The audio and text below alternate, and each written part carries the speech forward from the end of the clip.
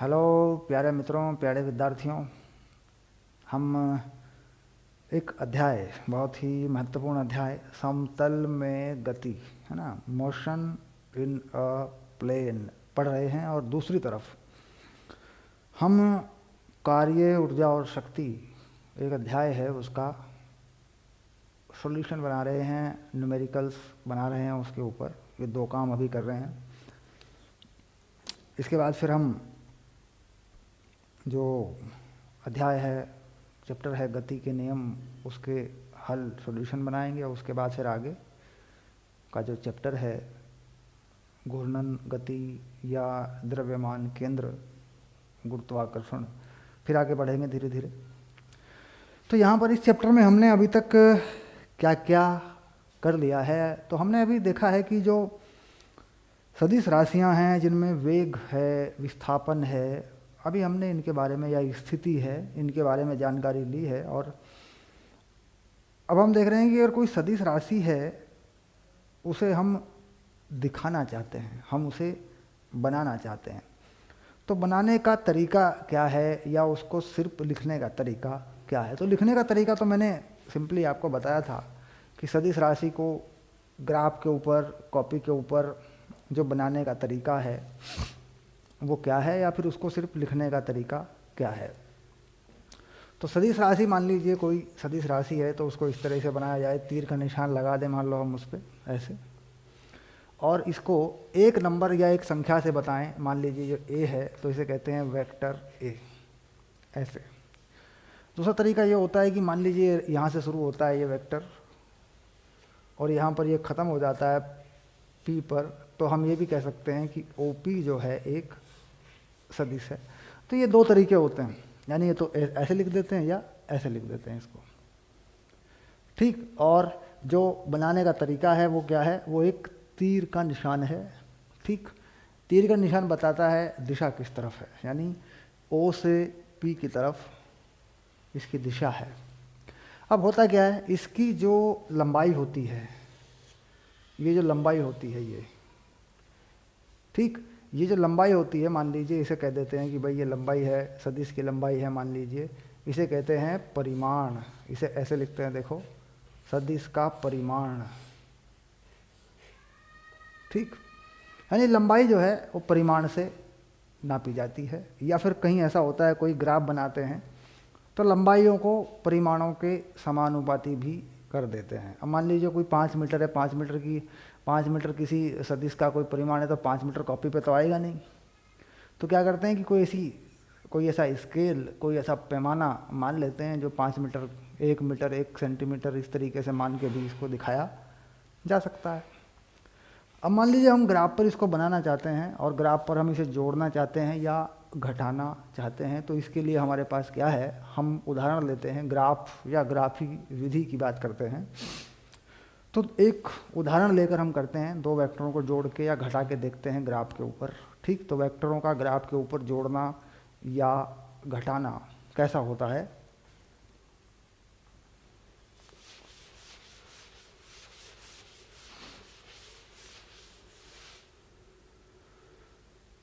तो लिख देंगे ग्राफी विधि, लिख देते हैं इसको, या इसको आरेख विधि भी लिख देते हैं, या जो भी आपको ठीक लगे, कोई बड़ी बात नहीं है ये। अब देखते हैं कि भाई दो वेक्टर को किस प्रकार जोड़ा जा सकता है, किस प्रकार उन्हें घटाया जा सकता है। तो होना क्या है कि देखिए, वेक्टर का घटना कोई अलग से चीज़ नहीं है। मान लीजिए कोई वेक्टर है, ये है A1 I कैप और B1 J कैप। इसके आगे भी कुछ हो सकता है, K कैप, यानी Z एक्सिस पर भी हो सकता है। इसमें I क्या है, J क्या है, ये आप जानते हैं, इससे पहले के वीडियो में हमने समझ लिया इस चीज़ को। दूसरा कोई और एक वेक्टर है, मान लीजिए B, ये है B1 I कैप और B2 J कैप, ठीक। अगर A और B को जोड़ा गया तो कुछ ऐसा होगा, A vector plus B vector, तो ये हो जाएगा A1 प्लस B1, I में I जोड़ा जाएगा और Y में Y, यानी J में J, B1 plus B2 J। ये मतलब जोड़ने का तरीका है, जिसे कहते हैं बीज गणितीय विधि से जोड़ना। ठीक, अब अगर घटाने की बात करें तो घटाया जाएगा ऐसे, ए में से मान लीजिए बी घटाया जाएगा, तो सिंपली ए माइनस बी, ए माइनस A1 माइनस B1 आई कैप, और B1 देखिए मैंने यहाँ पे क्या गलती कर दी, ये है A2 है ना, हाँ ये A2 है। ओके, अब देखो अब समझ में आ रहा होगा। यहाँ पर होना था A2 प्लस B2, देखो 2 बार B1 का इस्तेमाल कर लिया। ऐसे हो गया। अब A2 माइनस B2,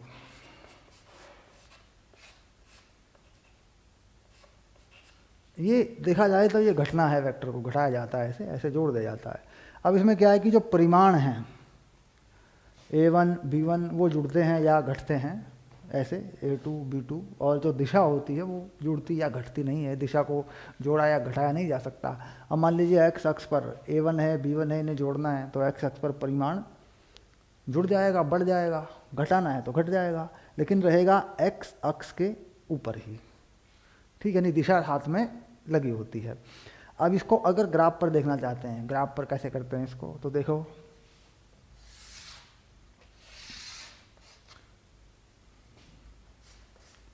मान लीजिए 2 अक्षों पर मैंने बनाया, 2 अक्षों के बाद 3 अक्षों पर भी हो सकता है। 3 अक्षों में क्या होता है कि तीनों अक्ष क्योंकि लंबवत होते हैं, तो उस तरह की आकृतियों को बोर्ड के ऊपर बनाना थोड़ा मुश्किल होता है, तो बना सकते हैं, उसको भी कोई दिक्कत नहीं है। लेकिन यहाँ अगर देखें 2 अक्षों की बात करें, 2 अक्षों में कैसे देखते हैं, तो पहला जो सदिश है वो क्या है, A1 A2। ठीक, तो मान लीजिए पहला सदिश है हमारा, इसमें ये है A1 और ये y पे है, ये है A2। इस प्रकार हम इसे दिखा सकते हैं, और ऐसे इस पे तीर का निशान यूँ लगा सकते हैं। ये पहला सदिश है हमारा, जिसका नाम है A, इसको A ऐसे लिख के दे सकते हैं यूँ। ठीक, कुछ मैंने मान लिया A1 A2, इस तरीके से बना दिया, और ये मैंने मान लिया कि इधर है x अक्ष और इधर है y अक्ष। अब मैं कोई और बताता हूँ, दूसरे वाला B है, B1 है, B2 है। ठीक, अब इसको बना देता हूँ, मान लीजिए जोड़ना है, मान लीजिए अगर जोड़ना है तो जोड़ने का तरीका ये है कि A1 में B1 जोड़ा जाएगा, यानी B की शुरुआत वहाँ पे होगी जहाँ A ख़त्म हुआ, तो नए तरीके से यहाँ पर जोड़ना पड़ेगा इसको ऐसे। अब मान लीजिए यहाँ से देखना है B1 B2, x अक्ष पे कुछ है, मान लीजिए B1 है तो ये B1 हो गया, देखिए ऐसे यहाँ तक आ गया मान लो, और y अक्ष पे है B2 तो ये B2 मान लिया, यहाँ तक B2 हो गया, देखो ये ऐसे, ये हो गया B2 और ये हो गया B1, और ये बना दिया वेक्टर सदिश ऐसे यूँ। तो ये कौन सा वेक्टर हो गया, ये हो गया वेक्टर B। ठीक, यानी B की शुरुआत यहाँ से होगी, B के लिए 0 0 वहाँ शुरू होगा जहाँ A ख़त्म होगा। ठीक है, अब बन गया ये। अब अगर देखा जाए, जोड़ के देखा जाए तो A1 प्लस B1 क्या है, तो देखिए ये A1 है और ये B1 है, ये पूरा का पूरा जो नंबर है यहाँ तक परिमाण की बात करें, ये है A1 प्लस B1। ठीक, और अगर A2 प्लस B2 की बात करें तो देखो ये है A2 यहाँ से यहाँ तक, और ये B2 है, तो ये पूरा नंबर जो है ये है A2 प्लस B2 ऐसे। ठीक, कुल मिला के ये पूरी x अक्ष पर जो लंबाई आ रही है ये है x अक्ष पर जो जोड़ आ रहा है, टोटल आ रहा है, और ये है y अक्ष पर।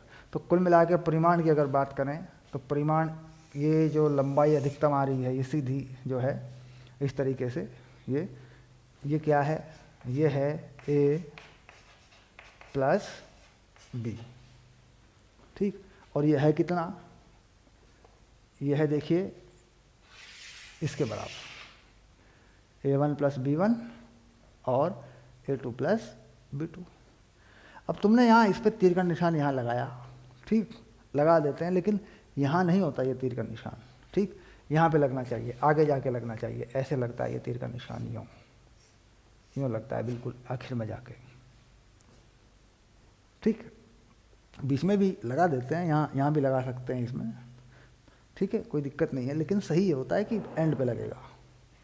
तो ये जो वेक्टर है ए बी, ये पूरा वेक्टर है, और ये पूरा वेक्टर कितना है एक्स अक्ष पर, a1 प्लस b1, और वाई अक्ष पर a2 प्लस b2। अब बात करें माइनस की, a माइनस बी कहाँ पर होगा, तो a माइनस बी की बात कर रहे हैं। ठीक, अब देखो p को उल्टा करना है, b प्लस में इधर है, माइनस में नीचे आएगा b। अब यहाँ क्या करना है, यहाँ से b नीचे लेना है माइनस में, तो देखो पीछे की तरफ हटाते हैं b1, इतना ही b1 पीछे हटा दिया मैंने, देखो ये रहा b1 उल्टी दिशा में, ये हो गया b1, और ये है b2, ये भी नीचे करना है मुझे, घटाना है इसको, तो उल्टी के दिशा में करना पड़ेगा, यानी यहाँ पर 0 0 मान के नीचे की तरफ जाना पड़ेगा मुझे, तो ये हो गया देखो इतना हो गया ये b2। ठीक, अब अगर देखूँ इन दोनों को मिलाकर, ठीक, तो बिल्कुल उल्टी दिशा में वेक्टर आता है ऐसे, बिल्कुल उल्टी दिशा में आएगा ऐसे, यूँ। तो ये जो वेक्टर है ये वाला, ये है माइनस बी वेक्टर, यहाँ से लेके यहाँ तक। अब अगर मैं देखूँ यहाँ कितना बचेगा, एक्स अक्ष पर अगर आप देखेंगे यहाँ कितना बचेगा, तो ये कितना बचेगा, ये बचेगा a1 माइनस b1 ऐसे, क्योंकि पहले कितना था, यहाँ तक a1 था, उसमें से कितना कम हुआ, b1 कम हुआ, तो क्या बचा a1 माइनस b1। ठीक, और y पे कितना बचेगा, y पे पहले कितना था a2, अब कितना है b2। ठीक, y पे कितना है अब, ये b2 है, ये पहले कितना था y पे a2, तो अब कितना बचेगा, y पे बचेगा ये वाली चीज़ जो बचेगी y पे, ये बचेगी a2 माइनस b2। अब ये चाहे पॉजिटिव आए चाहे ये नेगेटिव आए, ये चाहे पॉजिटिव हो चाहे नेगेटिव हो सकता है इसकी वैल्यू पॉजिटिव हो सकता है नेगेटिव हो, तो ये चीज़ बचेगी वाई एक्स पर। अब इसे मतलब मिला देते हैं, तो मिलाने पर ये बनेगा परिणामी वेक्टर, देखो ये वाला, ये वेक्टर क्या होगा, ये होगा a माइनस बी, यानी अगर b को प्लस की तरफ प्लस करके जोड़ा गया तो a प्लस बी हो गया a में, और अगर b को उल्टा करके जोड़ दिया गया, उसकी डायरेक्शन उल्टी कर दी गई, तो क्या हो गया a माइनस बी हो गया। तो देखा जाए तो ये है a माइनस बी और ये है a प्लस बी, देखो ये a प्लस बी है ऐसे। ठीक, तो इस प्रकार क्या करते हैं, वेक्टरों को जोड़ा या घटाया जा सकता है ग्राफ के ऊपर, आरेख के ऊपर। ठीक, वेक्टरों की लंबाई उनके परिमाण के समानुपाती होती है, यानी सदिशों की जो लंबाई है उनके परिमाण के समानुपाती होती है। अब बात करते हैं परिमाण की, अगर हम a का परिमाण करें तो कितना होगा a का परिमाण, a का परिमाण अगर मैं निकालूं, इसी के सामने कर देता हूं, a का परिमाण कितना होगा, तो ये हो गया a1 का वर्ग b1 का वर्ग, यह है a का परिमाण, यानी लंबाई कितनी है। अब देखा जाए कि ये बात सही है कि नहीं, तो देखो ये है a वेक्टर, इसमें x अक्ष पर कितना है a1 और y अक्ष पर कितना है b1। तो पाइथागोरस से देखें, पाइथागोरस प्रमेय के अनुसार देखें तो ये कर्ण की लंबाई है a का वर्ग b का वर्ग का वर्गमूल।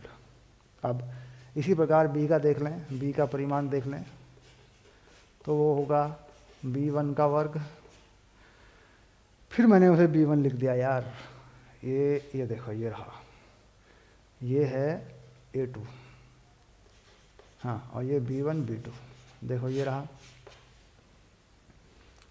ठीक, अब अगर इसके परिमाण की बात करें, a प्लस बी का परिमाण, तो कितना होगा a प्लस बी का परिमाण, a1 प्लस b1 का वर्ग, और ये दूसरा है a2 प्लस b2 का वर्ग, ये रहा देखो, ये है a प्लस बी का परिमाण। बात सही है। अगर देखें इसमें जो आधार है त्रिभुज का x अक्ष पर देखेंगे तो कितना बनेगा, वो होगा a1 प्लस b1, और जो ऊंचाई बनेगी y अक्ष पे त्रिभुज के अंदर है ना, वो बनेगी a2 प्लस b2। तो कर्ण की लंबाई जो है वो है परिमाण के बराबर। अब इसका देखेंगे दूसरे वाले का, ये वाला देखेंगे तो ये भी ऐसा ही होगा, इसमें आधार बनेगा a1 माइनस b1 और कर्ण ऊंचाई बन जाएगी a2 माइनस b2, तो इसका परिमाण भी आ जाएगा a माइनस b और ये हो जाएगा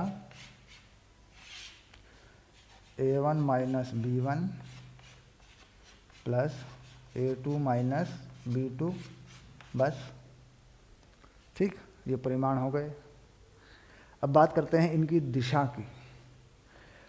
दिशा कहाँ पर है? तो देखिए दिशा अलग अलग देखनी है तो दिख जाती है डायरेक्शन, कुछ x अक्ष पर है, कुछ y अक्ष पर है।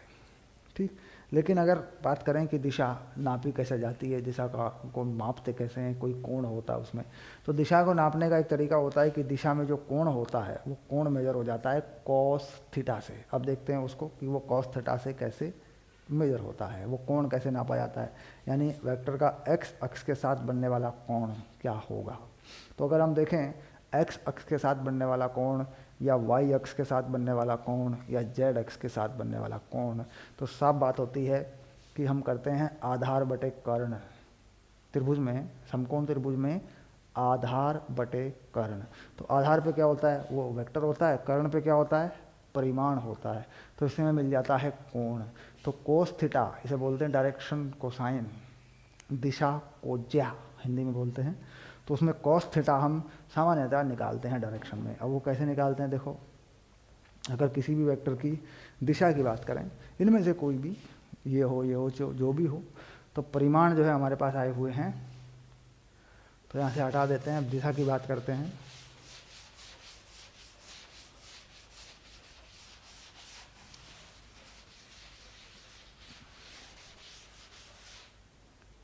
अब आया a का दिशा सदिश। अगर मैं लिख दूं वेक्टर a का दिशा सदिश ऐसे, ठीक, तो a का दिशा सदिश क्या होगा, ऐसे लिख देते हैं n और लिख देते हैं a, ये हो गया दिशा सदिश। ऊपर जो टोपी लगी है इसे बोलते हैं कैप, इसका मतलब है दिशा बताने वाला सदिश। ठीक, अब इसे देखें, अगर मैंने कहा कॉस थीटा लगाते हैं सभी के साथ में, तो अब देखें अगर इस पूरे सदिश को इसके परिमाण से भाग कर दें, यानी a1 i cap plus a2 j cap, और परिमाण दोनों के नीचे लिख दें a1 का वर्ग b1 स्क्वायर, ऐसे लिख देते हैं b a2 स्क्वायर, है ना, हाँ ऐसे, और इसमें भी यही लिख दें a1 square plus a2 square, है ना, ये ऐसे लिख देते हैं मान लीजिए। ठीक, और अब देखिए i के साथ जो नंबर है ये क्या है, यह है x अक्ष के साथ बनने वाले कोण का कोस थीटा। ठीक, अगर देखें, देखो कॉस थीटा है कि नहीं, मान लो ये है सदिश वेक्टर ए, देखो ये वाला वेक्टर है ए, ये रहा, और ये एंगल क्या है, x अक्ष के साथ बनने वाला कोण है ना, तो आधार बटे कर्ण, ये है कॉस थीटा, किसके साथ, x अक्ष के साथ। और अगर देखें a2 और यही कर्ण लगाते हैं तो फिर कौन सा कोण है, तो फिर ये कॉस थीटा है, क्योंकि ये y जो है आधार बनेगा, आधार बन जाएगा ये y वाला, और कर्ण रहेगा वही।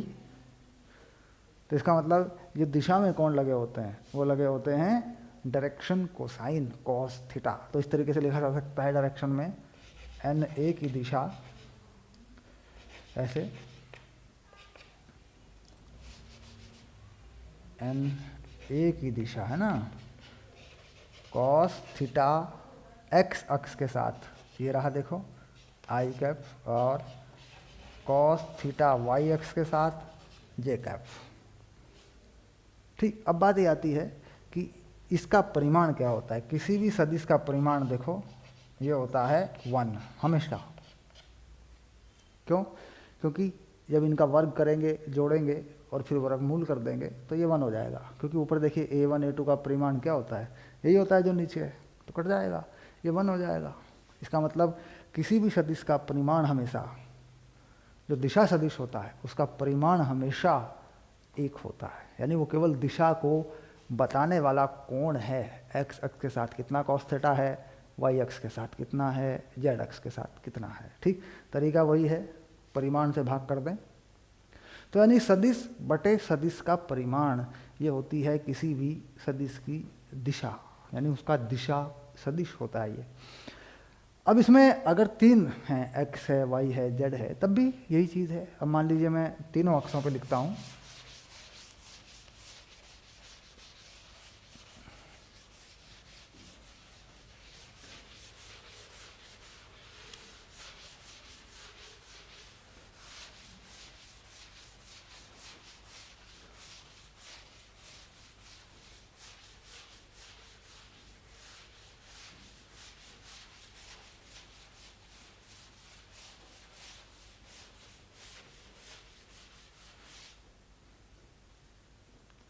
अब मैं एक उदाहरण से समझा देता हूँ आपको, बड़ी आसानी से समझ में आ जाएगा।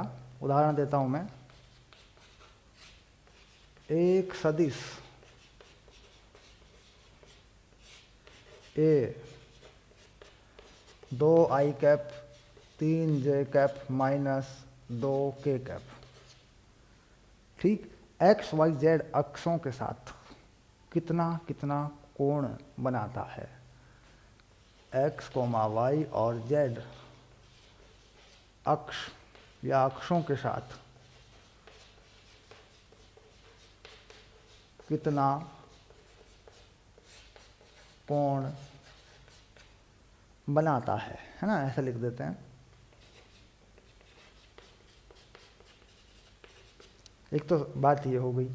एक ए का दिशा सदिश बताइए। ए का दिशा सदिश भी बताओ, या बताइए, जो भी, ठीक। अब सबसे पहले तो हमारे पास ये जो दिशा सदिश है यही निकलेगा, इसके बाद ही कोण निकलेंगे। अब बात करें सदिश ए का परिमाण क्या होगा। देखो परिमाण निकाल लेते हैं। आई के साथ क्या है, एक्स अक्ष पे है 2, एक्स अक्ष पे कितना नंबर है, 2 है, तो 2 का वर्ग, 3 का वर्ग, और ये है -2, तो ये 2 का ही वर्ग हो जाएगा। देखो अगर वर्ग कर दोगे तो, क्योंकि माइनस का क्या है, माइनस का वर्ग करोगे प्लस हो जाएगा, धनात्मक हो जाएगा। तो कुल मिला के ये चीज़ चल रही है 4 9 4, तो 9 और 4 13 और 4 17, तो ये आ गया वर्गमूल 17। ये है ए का परिमाण, ठीक। अब दिशा सदिश की बात करें। ए का दिशा सदिश है ना, तो क्या करें, एन बना लें, ए लिख लें और टोपी लगा दें इस पर, है ना, ऐसे। तो क्या होगा, ए सदिश या ए सदिश और उसके बटे में उसका परिमाण। तो ए सदिश का मान क्या है, 2i cap plus 3j cap minus 2k cap, और परिमाण है वर्गमूल 17, ठीक। अब ये तो हो गया दिशा सदिश। तो यानी हमारा एक उत्तर तो यही हो गया। हमसे पूछा गया था ए का दिशा सदिश भी बताइए, तो पहले दिशा सदिश निकाल लिया हमने। अब कोण बनने वाले कोण कितने हैं, एक्स अक्ष के साथ बनने वाला कोण कितना है, वाई अक्ष के साथ बनने वाला कोण कितना है ना। अब कोण निकालते हैं। अब कोण एक्स अक्ष के साथ बनने वाला कोण, देखिए अलग अलग कर देते हैं इन नंबरों को। इस दिशा सदिश को इस रूप में थोड़ा अलग करके लिखते हैं। 2/वर्गमूल 17 ये आई कैप है, 3/वर्गमूल 17 ये जे कैप है, माइनस 2/वर्गमूल 17 ये के कैप है, ऐसे। तो आई जे के साथ जो लिखे हैं नंबर, ये हैं कॉस थीटा, ठीक। तो इसका मतलब कॉस थीटा एक्स अक्ष के साथ ये है 2/वर्गमूल 17, तो थीटा एक्स अक्ष के साथ हो जाएगा कॉस इनवर्स 2/वर्गमूल 17। यानी ये वो कोण है जो एक्स अक्ष के साथ बनाया गया, ठीक। ऐसे ही वाई अक्ष के साथ ये वाला है, तो इसे लिख देंगे कॉस थीटा वाई, ये हो जाएगा 3/वर्गमूल 17, यानी कॉस थीटा वाई होगा कॉस इनवर्स 3/वर्गमूल 17, ऐसे। और जेड वाला आ जाएगा कॉस थीटा जेड -2/वर्गमूल 17। माइनस रहेगा, माइनस जो का त्यों रहेगा, कोण में माइनस यानी 90 डिग्री से ज़्यादा कोण है। कॉस थीटा में अगर कोई माइनस होता है तो इसका मतलब है कि कोण 90 डिग्री से ज़्यादा है, ठीक, या 180 से भी ज़्यादा है। फिर ये बात होती है 180 से 270 से ज़्यादा, 270 से ज़्यादा है, मान लीजिए 90 से ज़्यादा है, उस तरीके से देखा जाए तो वहाँ देख लेते हैं किस चतुर्थांश में कोण पॉजिटिव होता है, किस में नेगेटिव होता है। बहरहाल कॉमन बात यह है कि 90 से ज़्यादा है, ऐसा मान लें। तो ये आ गया थीटा जेड कॉस इनवर्स -2/वर्गमूल 17। तो देखा जाए तो ये कोण है एक्स वाई और जेड अक्ष के साथ जो इस सदिश ने बनाए हैं।